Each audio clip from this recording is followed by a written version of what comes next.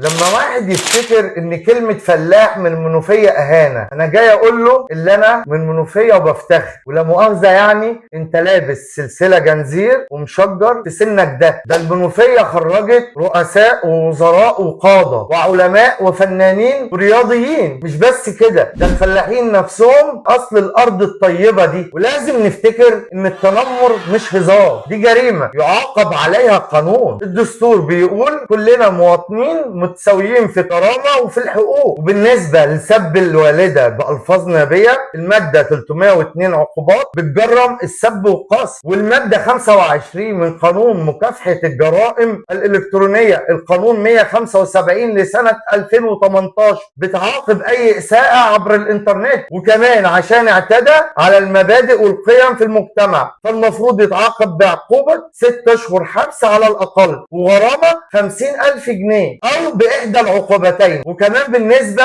للتنمر على المجتمع المنوفي فالقانون 185 لسنة 2023 تعديل المادة 306 مكرر ألف من قانون العقوبات بتقول إن عقوبة التنمر من 2 ل4 سنين حبس أو بغرامة من 100,000 جنيه ل 200,000 جنيه أو بإحدى هاتين العقوبتين. واللي يفتكر إن بالتنمر يقدر يقلل من أهل المنوفية الطيبين يبقى ما يعرفش قيمتهم.